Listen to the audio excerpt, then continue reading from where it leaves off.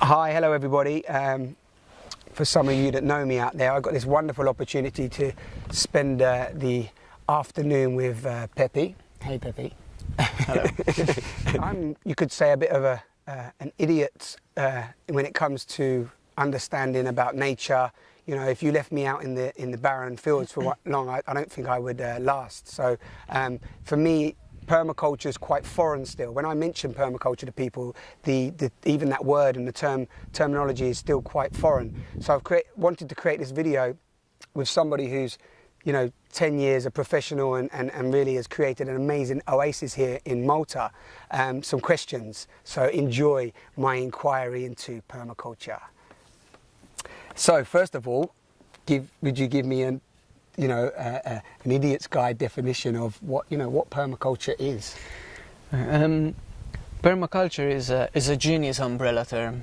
It's very wide in what it now encompasses these days, but it basically encompasses a system of creating sustainable habitats for humans and also for biodiversity, because we as human beings, we depend on nature for everything. We depend on nature for our food, for our water, for the air we breathe. We're part of a big chain, okay? And nature is all integrated together. You can't really segregate, you can't really say, I just want to clean the air or I just want to clean the water without being in relationship to the forests, being in relationship to the soil, being in relationship to the climate, So permaculture is a study of how we as human beings can be integrative in a productive system, such as how does nature produce, okay? And it's based on an understanding of this, but it's based on design. How does nature design? Okay? How does nature design a system that is productive, that is evolutionary, that is evolving, and that it doesn't degrade itself? Mm-hmm. So it's always building on its natural resources. It doesn't deplete them. Which is, on the contrary, what we humans have been doing in our last modern societies. We've been degrading the ways and the systems of nature for creating artificial capital. Mm-hmm. Okay? Yeah. So we are using these lessons that we can deduct from nature in order to create systems that copy nature, that mirror the same framework which nature uses in order to design these. Yeah. And because they are human, they are man-made, designed by human beings, they are also more productive than in nature itself. So what am I saying? I'm saying that basically when we put a design for a community of people living on some land and they need to design their garden in order to sustain them, basically, in that design itself would probably go a lot more productivity than what you would find in a natural forest in terms of food, in terms of products that the yields would then be servicing those humans. Mm-hmm. So this is why we say it's more productive than in nature itself, because then we can selectively choose the types of trees that we want to put in, Yeah. and how these trees would fit in with attracting biodiversity, and how we want to harvest the rainwater into the system. And all this. As I said in the beginning, it's an umbrella term. So it's not just about creating gardens and creating food systems, but it's a concept which brings in this same effect as mirroring nature in other areas, such as education. How would we need to be educating the next generation in order to apply these lessons from nature into their lifestyle? Yeah. How can we apply these lessons into businesses, for example? Yeah. How do we design a transportation system that would copy nature, like Towns, cities, towns, the whole, cities, the whole lot. how would we look, for example, at how ants work, Yeah. or how certain other insects work, you know, and like how they manage to produce everything they produce from natural materials that is regenerative, that is renewable, you know, not depending on materials based on fossil fuels, which are finite, but something which is depending on something that can be renewed over and over, like such as dependent on the solar system, our sun. Yeah. So actually, it's drawing the wisdom and the knowledge from what we're already a part of, but what we seem to have become quite ignorant to. Indeed. In terms of the way that we're depleting our resources rather than renewing them, rather than living a sustainable lifestyle. Lovely description. So, you know, and also it's opened up how vast it really is, you know. So yeah, it can start, you know, small time for people in the garden and so on. But we're talking really, what would you say when I say like, talking really potentially what is needed for the continuation of our species? Just to play with that as quite a big thing to say, but yes, you know, you've put it really nicely. Even in terms of like what we've already knew, you know, like what have our ancestors been doing before we created this mess.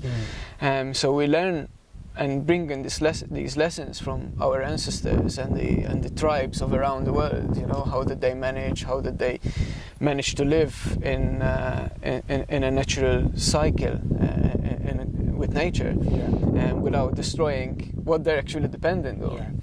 And also, yes, it's about bringing this knowledge and sharing it, which as widespread as possible, so that people can engage in it at different levels. You know, like whether it's their home, whether it's their community, whether it's their school, be it whatever term it is. Yes. Yeah.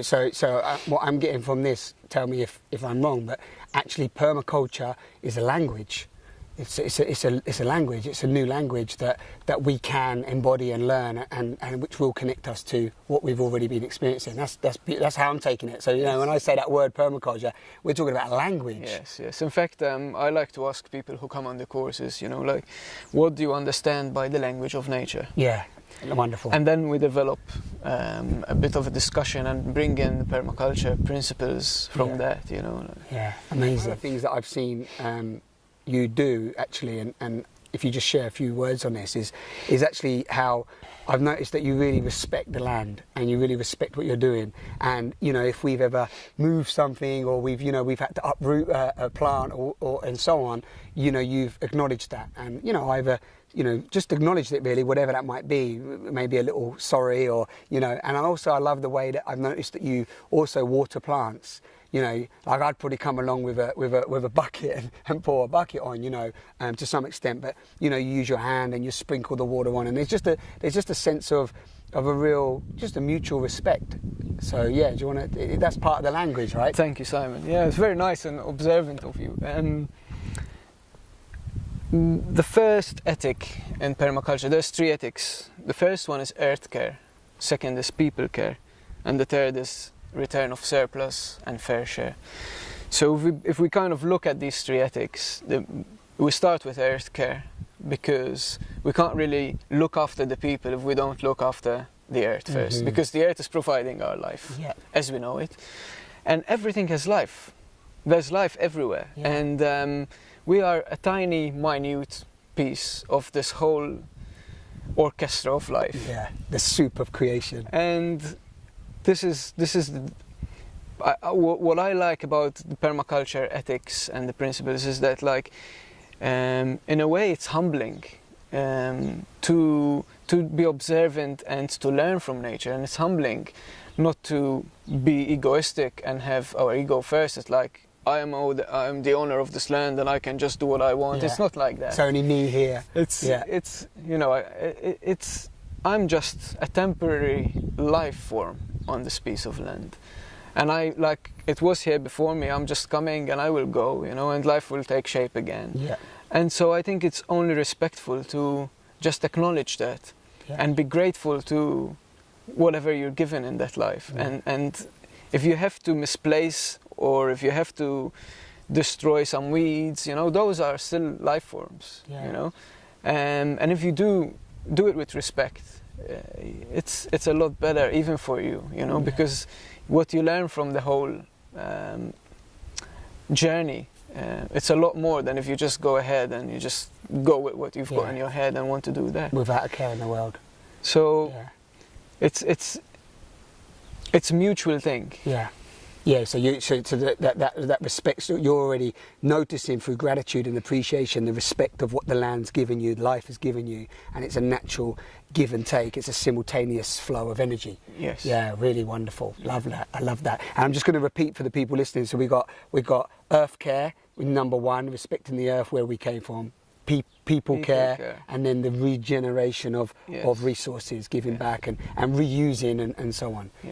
Care. In a way, it's quite spiritual. Yeah. You know, you can put it that way. Yeah. Because when you look at the ethics themselves and you study them, it's bringing out the acknowledgement that life is sacred. You know, in all forms, life is sacred, and even if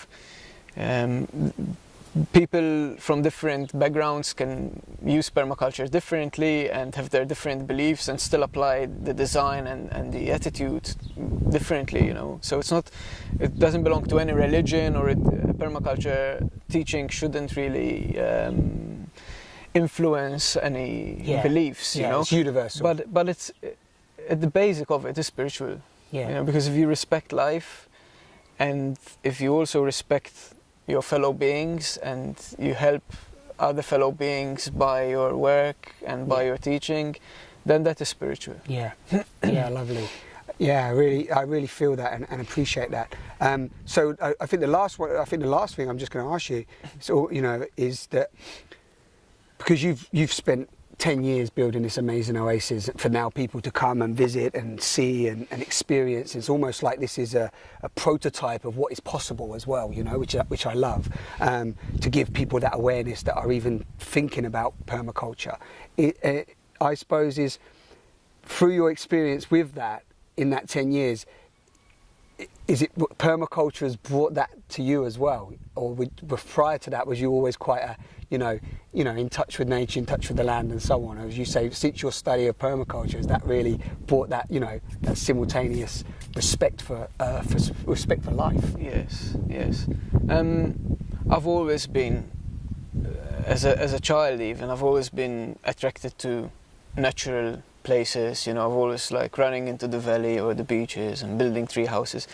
But then you get people that come from a different background and they still like all of a sudden they sit for a course and then just this new amazing chapter opens in their life, and then they commit to a long-term, a few months internship, and they learn, and it still like brings in so much like remembrance, you know, like we've already got this, it's ingrained in our DNA, you know. We are natural beings, we're not made of plastic, we're not made of steel, we are natural beings.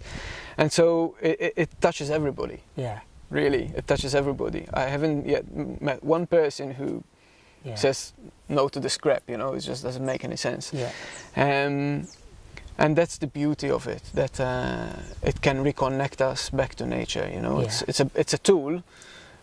You decide how you want to use it and to what scale you want to use it, but it will certainly bring some connection back. I love that. What a wonderful, well, I feel like I'm just like, you know, through this conversation, I now have a deeper understanding. I hope you do. This is I'm also going to get Peppi again another time to sit with me on the sofa, but this was really to bring some information and knowledge around permaculture. So I hope you enjoyed that. Take care, and thanks for watching.